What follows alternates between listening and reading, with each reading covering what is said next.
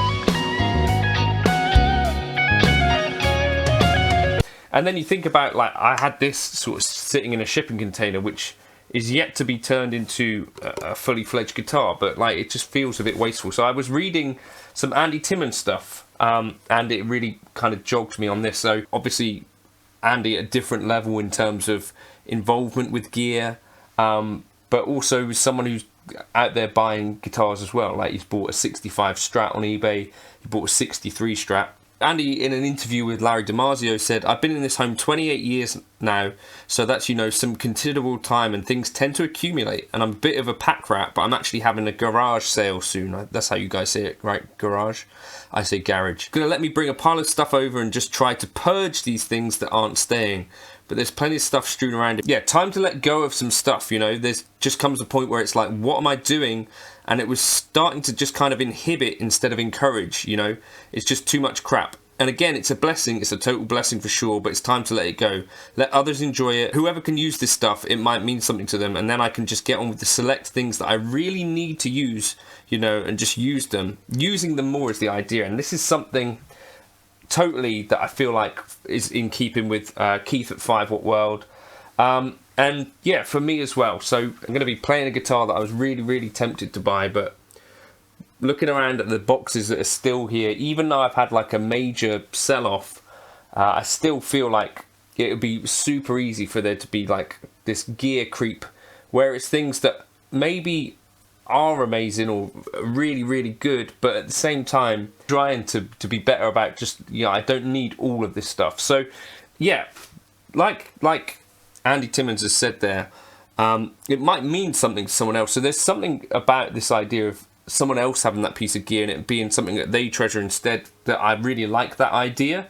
And that, you know, a lot of these things deserve to be played by someone, even if it's not you. And so for me, if I'm not playing the stuff, then it's kind of taking up space in not such a useful way. You know, I don't have collectible guitars or anything, it's just normal-ish guitars, right? It's particularly easier with like cheaper guitars that I've found, where it's like kind because there's not really a huge incentive to move them on, but equally you don't feel the same guilt as if you had like a PRS DGT sat in the cupboard that you didn't use for like a year, which happened to me. So I spent $2,500 on that guitar, never played it, and just thought, what on earth am I doing? So sold that one. So yeah, anyway, so like he said, urge these things that aren't staying. So these, yeah, comes a point like, what am I doing?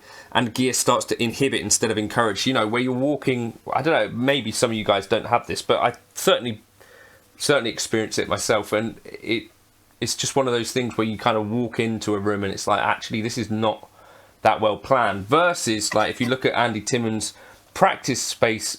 So there was a post that he put on Instagram where like his morning practice, morning coffee, an hour of practice, which he tries to do every day, which I think is a really, really great sort of principle.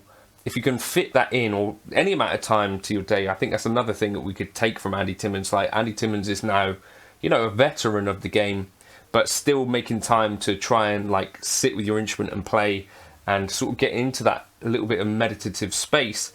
I don't think that necessarily, maybe it is not mutually exclusive to having a lot of gear, but equally if you're having to walk through and your space is not well organised, like mine is not,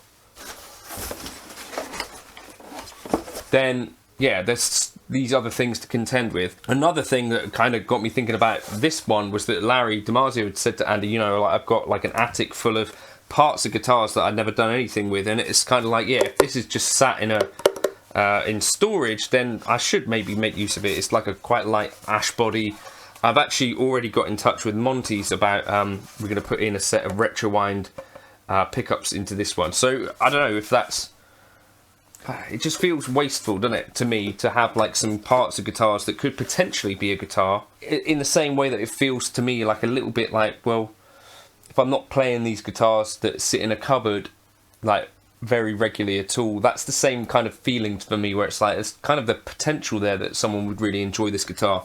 For me, with this ES335 thing, at the very start of the Nacho experiment, one of the things that I purged was a Tokai ES335 that I really liked that guitar, and it went to Chris, and I kind of thought, you know, this other ES335 from Aria I really like, borrowing it off of Rose Morris at the moment, but at the same time, like, is it going to be this similar sort of thing where, you know, a few months down the line, is it a guitar that I'm going to be playing every single day? Probably not. I feel like I've got plenty of kind of keeper guitars, and so just trying to keep a bit of a level head when, you know, something comes along that you could buy. I've even got friends that have gone through the same thing, where there's like a gig coming up where it's like, actually that guitar could work really well for that, but it's like 9 months down the line, and you think, do I actually need that guitar right now?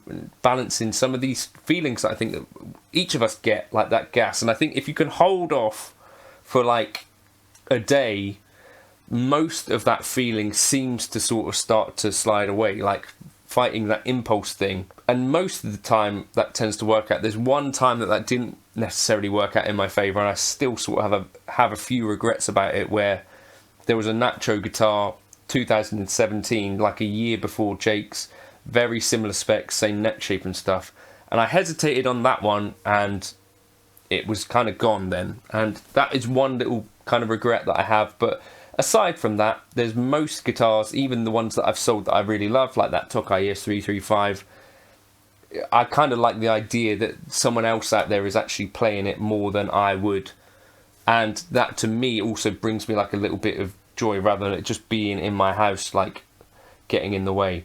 And it means that I can help pay the mortgage and stuff like that. So it's just a little reminder that I needed to hear today. I don't know if any of you guys can relate to it, but on the fence about whether, because that could realistically be the last ES335 I ever bought, should I wait?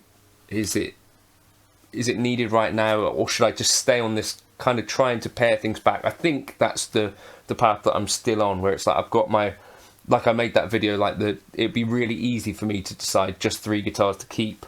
Well, in that kind of principle, then maybe I should continue trying to go down that route of really paring back the guitars. So like K-Line, the Nacho, my ES165 were the 3 that I felt like needed to stay. So It's either about getting rid of some other bits or getting other bits of gear up to the point where they become sort of everyday guitars. And I don't really want to have like over 10 guitars, 10 electric guitars. I don't count acoustic guitars. But 10 electrics feels like, in the space that I'm in, like I don't know, about a 3.5 meter room by a 3.5 meter room, maybe a bit more, 4.5. I don't know, but not a huge space. And I have a, 2.5-year-old kid coming up to a load of dogs and a wife who doesn't want all of this stuff to get out of this room. And it'd be nice to be able to walk through the house and there not be boxes everywhere. Do you know what I mean? So that's kind of, I needed to hear it. Maybe one of you guys needs to. Also, the really, really romantic thing about this Andy Timmons thing is like looking at that guitar that he's had, I think now for 31 years. And he's talked about that being like his comfort blanket, the AT100 prototype. And that being the guitar that he plays basically all the time. He even had a signature after that was a bit more S-shaped, right? So that's kind of interesting to me. And then, it's really, really cool to see a guitar become like that number one. And you can only really have one number one guitar, right? And that's really the point of this all.